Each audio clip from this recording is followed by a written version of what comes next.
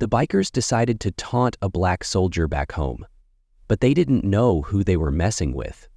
Watch how an ordinary stop on the road turns into a test of strength and honor. Subscribe to the channel and share your opinion in the comments. Where are you watching this story from? The narrow highway stretched endlessly before Daniel Carter, framed by towering pines that whispered in the warm evening breeze. The road ahead shimmered under the dimming light, the sun sinking low over the North Carolina horizon. His battered old Ford pickup groaned softly with every mile, its engine a steady companion on this solitary journey. A small, weathered American flag fluttered from the rear window of the truck, faded from exposure to the Afghan desert sun, but still held with pride. Daniel's hands gripped the steering wheel firmly, his knuckles brushing against the smooth, worn leather. His mind wandered as the hum of the tires on asphalt became a background rhythm, a metronome to his thoughts.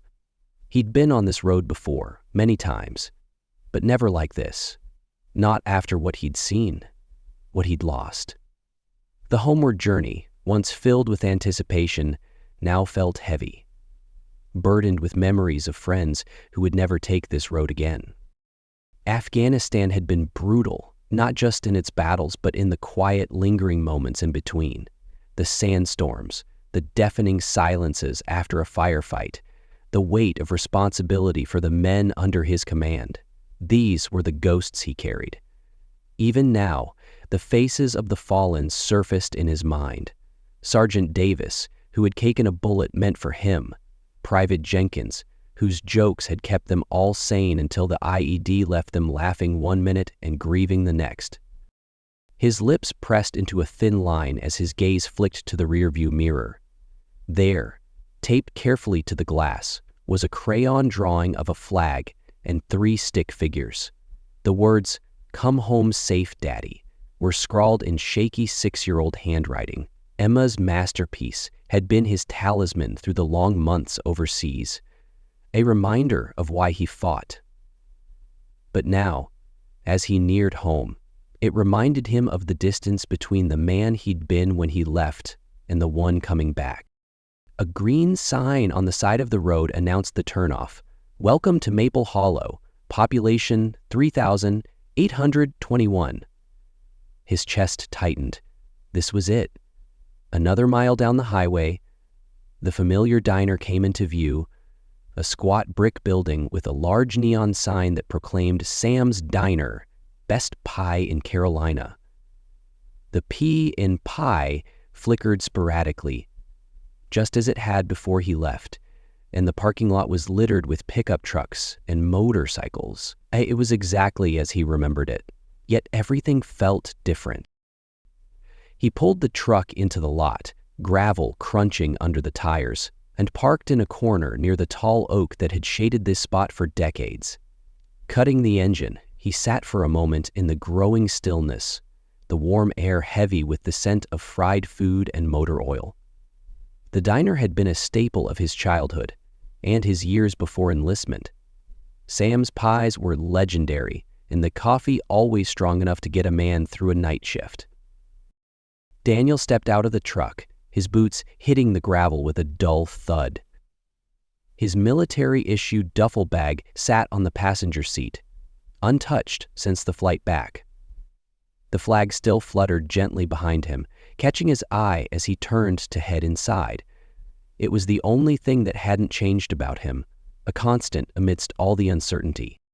Inside, the diner buzzed with quiet activity, the hum of conversation mixed with the clatter of dishes, and the faint strains of country music coming from the jukebox in the corner. Sam himself stood behind the counter, a stocky man in his 60s, with a face weathered by years of early mornings and long shifts. His eyes lit up as Daniel walked in. "Well, I'll be damned. Look who decided to grace us with his presence." Sam's booming voice cut through the noise as he wiped his hands on a stained apron. "Daniel Carter, back from the sandpit. Welcome home, son." The chatter in the diner paused briefly as heads turned to look at Daniel. He nodded politely, acknowledging the warm murmurs of recognition. Some offered small waves, others a simple nod. But not everyone looked welcoming. A man at a corner booth, a local who Daniel vaguely recognized, narrowed his eyes before turning back to his coffee. Sam gestured to a stool at the counter. "Sit yourself down, son. Coffee's on the house for our returning hero." Daniel smiled faintly and took the offered seat. He set his cap down on the counter, running a hand over his close-cropped hair. "Thanks, Sam. It's good to be back." The coffee arrived quickly, steaming in a chipped white mug. The first sip was like coming home, hot, bitter, and grounding. Sam leaned on the counter, his gruff voice softening. "How's the family? Sarah and Emma holding up okay?" "Yeah," Daniel said, his voice tinged with weariness. "They're good. Emma's growing like a weed. Sarah's been holding down the fort. I wanted to surprise them, thought I'd stop here for a bite before heading home." Sam nodded, a knowing look in his eyes. "You'll find things different, you know. Coming back, I mean. Folks see the uniform and think they know your story, but they don't. You'll feel it." He glanced at a nearby table, where an older man with a Vietnam veteran's cap sat quietly stirring his coffee. "But you're not alone." Daniel followed Sam's gaze and caught the man's eye. The old veteran gave him a small nod, one soldier to another. It was a gesture that needed no words, a silent bridge across generations of service and sacrifice. As Daniel ate his pie, he let his guard down for the first time in months, savoring the simple comforts of home, the smell of fresh-baked crust, the low hum of conversation. It was all so ordinary, yet extraordinary after 15 months of chaos. But just as he began to relax, the low growl of motorcycle engines broke through the stillness. It was a sound that set his teeth on edge, an instinct honed in the desert where any approaching engine could mean danger. The riders pulled into the parking lot, their bikes rumbling loudly as they parked in a row near the entrance. Daniel didn't look up, but his senses sharpened. He didn't need to see them to know their type. Loud, brash, and looking for trouble. The air in the diner shifted subtly as the sound of boots hitting pavement echoed outside. Sam's face darkened, his jovial demeanor replaced with a cautious tension. "Road devils," he muttered under his breath. "Bunch of no-good punks. They've been stirring up trouble lately, trying to prove they run this town." Daniel's hand tightened around his coffee mug as the bell above the door jingled, announcing their arrival.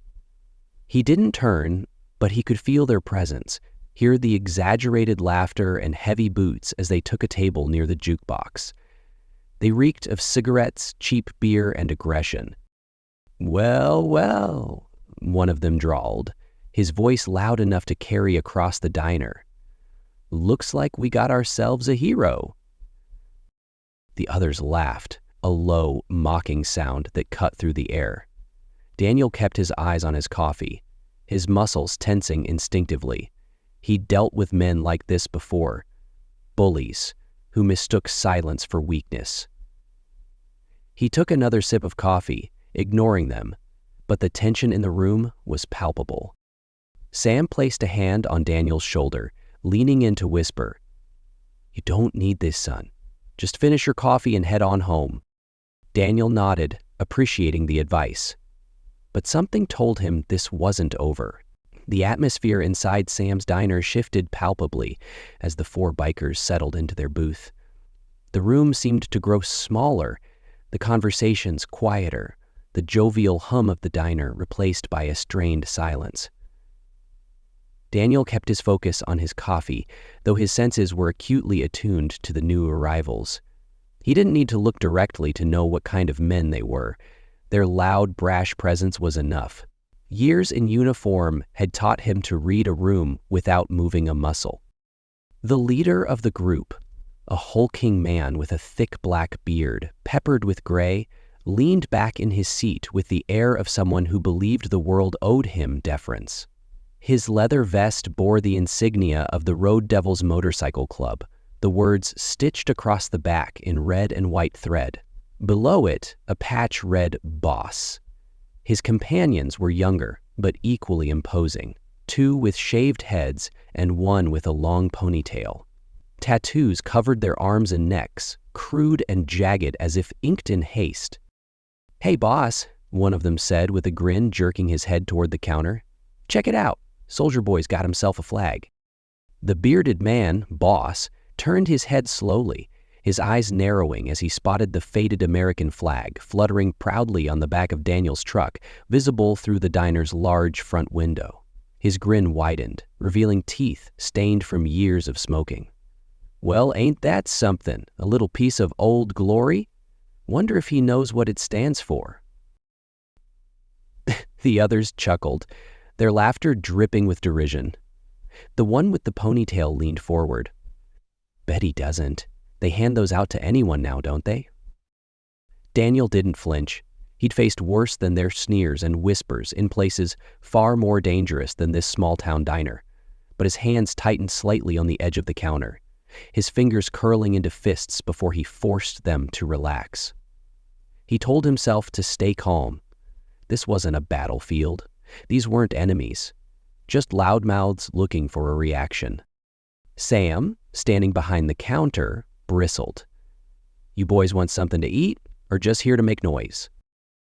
Boss turned his attention to Sam, his grin unwavering. "Relax, old man. We're paying customers. Isn't that right, boys?" He slapped a thick hand on the table, and the others laughed on cue. One of them kicked the jukebox on their way to the counter, sending the music sputtering into silence. The silence hung heavy, broken only by the scrape of utensils on plates as other patrons tried to go about their meals, their eyes flicking nervously toward the bikers. A young couple in the booth near the door whispered to each other, the man reaching for his wallet as if to hasten their departure. Sam slammed a pot of coffee onto the counter. "You're paying customers until you start trouble. Then you're just trouble." Boss raised his hands in mock surrender. "Easy there, Sam. We're just admiring the view. Ain't that right, boys?" His gaze drifted back to Daniel, who still hadn't turned around. "Real nice flag you got there, soldier boy. Bet you think that makes you special." Daniel didn't respond. His grip on the coffee mug remained steady, but his jaw tightened imperceptibly. He kept his focus on the dark liquid swirling in the cup, willing himself to stay calm. One of the younger bikers, the one with the shaved head and a jagged scar running down his cheek, snickered. "Maybe we should go give that flag a proper salute, huh?" The group burst into laughter again, loud and exaggerated. Boss leaned forward on the table, his chair creaking under his weight. "What do you say, soldier? Want to tell us what that flag means to you, or is it just for show?" Daniel finally set his mug down with deliberate slowness. He turned his head slightly, enough to meet Boss's gaze without fully turning around. His voice was low and steady, each word measured. "It means more than you'll ever understand." The laughter died as quickly as it had begun, the bikers exchanging glances. Boss's grin faltered for a moment before returning, though it lacked the confidence it had held seconds earlier. He leaned back in his chair, crossing his arms. "That's so. Maybe you should come out and show us just how much it means to you." The challenge hung in the air like smoke. The other patrons held their breath, eyes darting between Daniel and the bikers. Sam moved closer to Daniel, lowering his voice. "You don't need this, son. They're all bark, no bite. Just let it go." Daniel stood, his movements controlled and deliberate. He placed a few bills on the counter, more than enough to cover his meal, and picked up his cap. "Thanks for the coffee, Sam," he said evenly, ignoring the bikers as he headed toward the door. Boss's voice followed him. "Hey, soldier boy, don't run off just yet. We were just starting to have some fun." Daniel didn't stop. The bell above the door jingled as he stepped outside into the warm evening air. He made his way to his truck, his footsteps crunching against the gravel, but the sound of boots behind him told him he wasn't alone. The bikers followed, their laughter fading into a menacing silence as they approached. Boss was the first to speak, his voice dripping with mockery. "What's the rush, soldier? Thought you'd stick around and tell us all about your big, heroic adventures." Daniel turned slowly, his face calm but his eyes sharp. He stood tall, his posture straight, as if he were still in uniform before a superior officer. "You don't want to do this," he said simply. Boss stepped closer, towering over Daniel, though the soldier didn't flinch. "Oh, I think I do. That flag of yours? It doesn't mean what you think it does. Not for someone like you." The other bikers chuckled, their voices low and guttural. One of them kicked at the gravel near Daniel's boots, sending a small cloud of dust into the air. Another reached for the flag on the back of Daniel's truck, his fingers brushing against the fabric. "Last warning," Daniel said, his voice ice cold. "Step away." But Boss smirked, grabbing the flag and yanking it free. He held it up like a trophy, letting it dangle between his fingers. "What's this worth to you, soldier boy? A fight? Your pride?" Daniel's eyes locked on to Boss's, and for the first time, the confidence in the biker's smirk wavered. There was something in Daniel's gaze, calculated, unyielding, and impossibly calm. It wasn't anger, but something far more unsettling. Boss tossed the flag to the ground, stomping on it with his boot. "What are you gonna do about it?" Daniel stepped forward, his boots crunching against the gravel, his shadow falling over Boss. The bikers tensed, sensing the shift in the air. The fight they thought they wanted was no longer a certainty. "You don't want to know," Daniel said softly.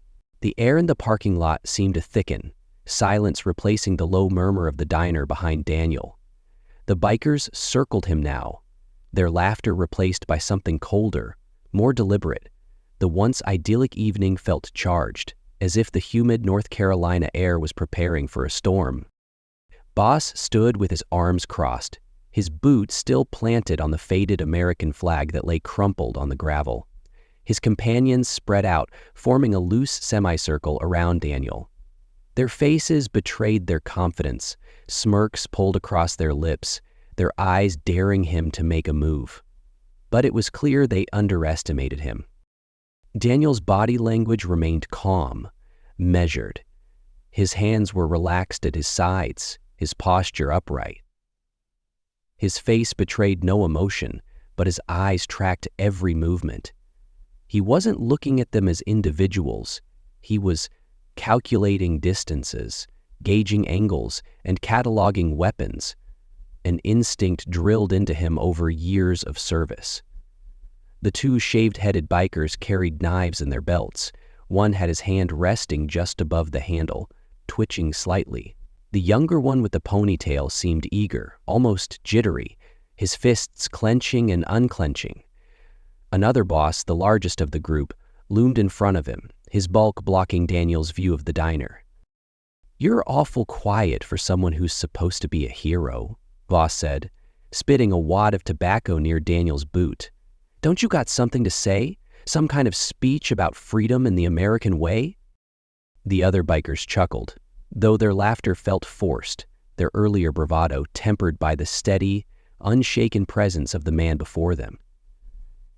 Daniel's voice broke the silence, low and firm. "You've got one chance to walk away. Take it." Boss's face twisted in mock surprise, his companions exchanging glances before bursting into another round of laughter. The younger one, Ponytail, took a step closer, emboldened by the others.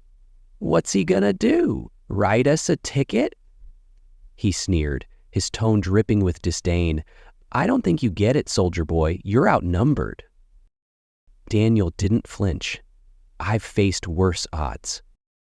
Ponytail's grin faltered, but Boss stepped in, clapping a hand on the younger biker's shoulder. "Relax, kid. He's just trying to scare us. Ain't that right, soldier?" He jabbed a finger toward Daniel's chest.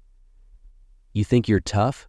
Just 'cause you've been overseas, you think that makes you better than us?" "I don't think I'm better than anyone," Daniel replied evenly. "But I know when someone's out of their depth." Boss's grin vanished, his hand curling into a fist. "That's so?" The first punch came faster than Daniel expected, but not fast enough. Boss swung wide, his bulk telegraphing the move a mile away. Daniel stepped aside smoothly, letting the momentum carry Boss off balance. The biker stumbled forward, his boot scraping against the gravel as he regained his footing. "First mistake," Daniel said quietly, his voice like steel. The younger bikers hesitated, their confidence shaken by Boss's clumsy opening. But Ponytail, eager to prove himself, lunged forward with a wild swing. Daniel moved instinctively, sidestepping and grabbing the younger man's wrist. With a sharp twist and a calculated shove, he sent Ponytail sprawling to the ground, his face scraping against the rough gravel. The others moved in now, their hesitation replaced with aggression. The two shaved-headed bikers came at Daniel from opposite sides, their movements slightly more coordinated. One swung a fist while the other reached for the knife at his belt. Daniel ducked under the first punch, pivoting smoothly to put one biker between him and the other. The man with the knife hesitated, not wanting to risk hitting his own companion. Daniel used the moment to his advantage, delivering a swift elbow to the ribs of the closer man, who doubled over with a grunt. The knife-wielding biker snarled, lunging forward with the blade. Daniel caught his wrist mid-thrust, twisting it sharply until the knife clattered to the ground. A quick shove sent the man stumbling backward into one of the parked motorcycles, which toppled over with a loud crash. Boss, recovered from his initial stumble, charged forward like a bull, his massive arms outstretched. Daniel turned just in time, sidestepping the charge and planting a well-placed kick behind Boss's knee. The larger man went down hard, his bulk hitting the gravel with a heavy thud. The scuffle lasted less than 30 seconds, but for those watching, it felt like an eternity. Inside the diner, patrons stood frozen by the windows, their eyes wide as they watched the scene unfold. Sam had already called the police, his voice steady but urgent as he described the situation to the dispatcher. Outside, the three bikers were sprawled across the gravel, groaning as they tried to regain their footing. Boss struggled to stand, his face red with anger and embarrassment.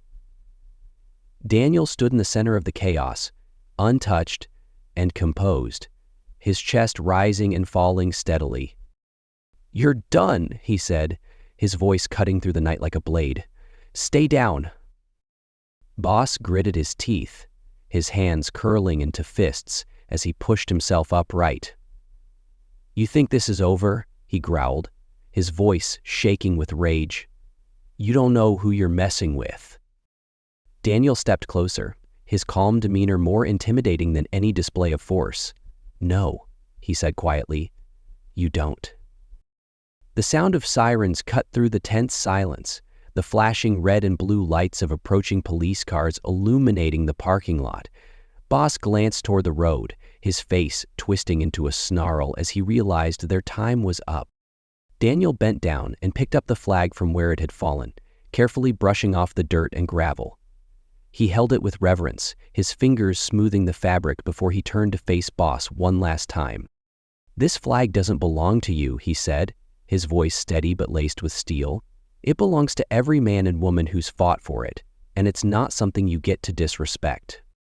Boss said nothing, his gaze fixed on the ground as the police cars pulled into the lot. Officers stepped out, their hands resting on their holstered weapons as they assessed the scene. Daniel turned away, walking toward his truck with the flag in hand. As he placed it carefully back on the truck, he heard the officers begin their questions, their authoritative voices filling the parking lot. He didn't look back. He'd said everything that needed to be said. The flashing red and blue lights bathed the parking lot in a surreal glow, cutting through the humid North Carolina night. Police officers moved quickly, their radios crackling with updates as they began questioning witnesses and assessing the situation. The tension in the air began to dissipate, replaced by a quiet hum of activity. Daniel leaned against the side of his truck, the flag once again secured in its place, fluttering gently in the soft breeze. He watched as the officers approached the bikers, who were still scattered across the gravel, their bravado replaced by sheepish glances and groans of discomfort. Boss, his face twisted with a mix of pain and frustration, sat with his back against one of the toppled motorcycles, his chest heaving. A tall, no-nonsense officer with a sharp jawline and graying hair approached Daniel. The nameplate on his uniform read, Martinez. Her steady, authoritative demeanor suggested years of experience dealing with situations like this. She stopped a few feet away from him, her hand resting on the radio clipped to her shoulder. "You the one who called this in?" Martinez asked, her voice calm but firm. Daniel shook his head, nodding toward the diner. "Sam did. I was just defending myself." Martinez raised an eyebrow, glancing at the scene behind him. The overturned motorcycles, the scattered bikers, the broken knife gleaming under the harsh light of a police car's headlights. She didn't need to hear much more. Her eyes told her everything she needed to know. "Defending yourself?" she repeated, her tone skeptical but not accusatory. Daniel nodded again. "They made the first move. I didn't throw a single punch, just used what I was trained to use to keep them from hurting anyone." He gestured toward the diner. "Plenty of witnesses inside."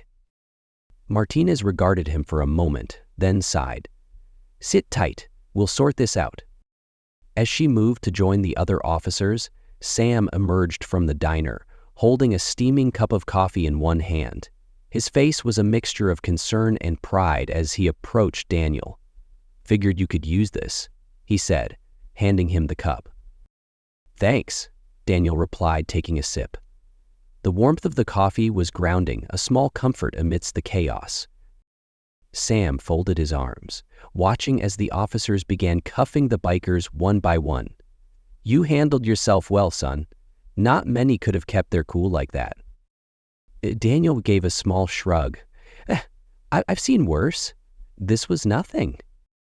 Sam nodded knowingly, his gaze lingering on the flag fluttering behind Daniel. "Still, it takes a certain kind of man to stand up like that, especially for something you believe in." Inside the diner, the patrons began to relax. Conversations resumed in hushed tones, the tension easing now that the threat had been neutralized.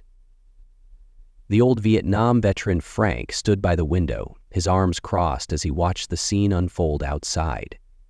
A small, approving smile tugged at the corners of his lips.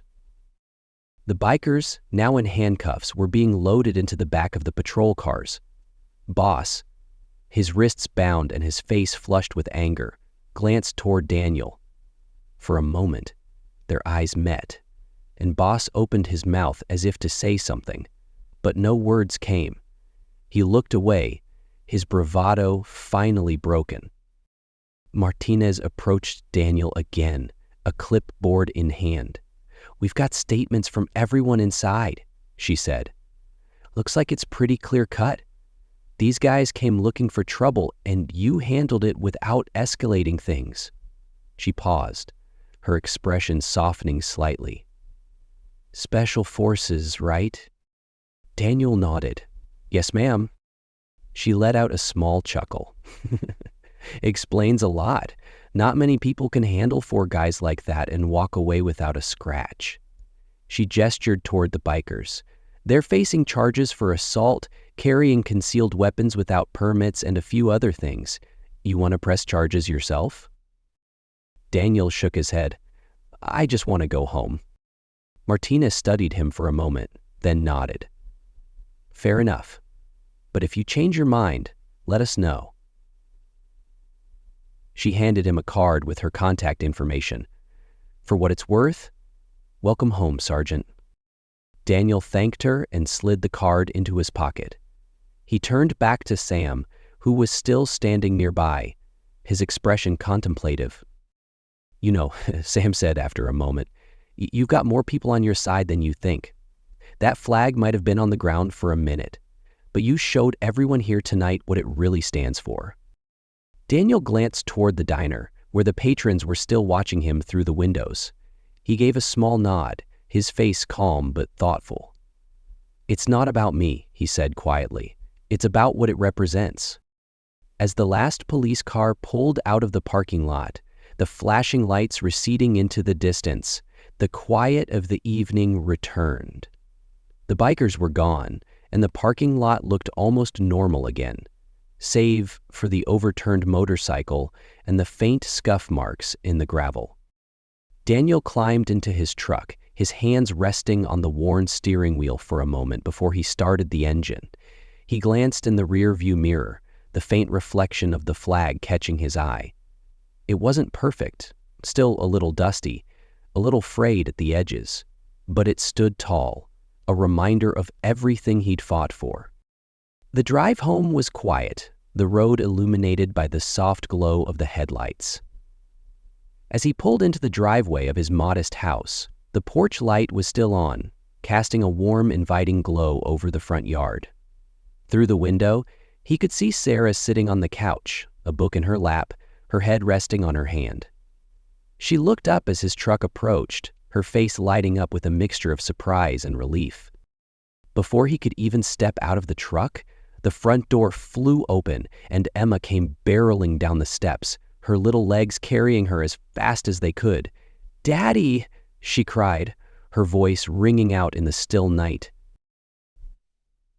Daniel crouched down, scooping her into his arms as she launched herself at him. He held her tightly, her small arms wrapped around his neck, her face buried against his shoulder. Sarah appeared in the doorway, tears streaming down her face as she watched them. "Welcome home," she said softly, her voice trembling. Daniel looked up at her, his arms still wrapped around Emma. "It's good to be home." As he carried his daughter inside, the faint sound of the flag fluttering in the breeze followed him. Tonight, it wasn't just a symbol. It was a promise of hope, of resilience, and of the quiet strength it takes to defend what truly matters. Thank you for watching. If you enjoyed this story, don't forget to subscribe for more powerful tales like this one. Check out our channel for other compelling videos, and don't miss what's coming next. Share this video with your friends and family to keep the conversation going, and let us know where you're watching from in the comments below.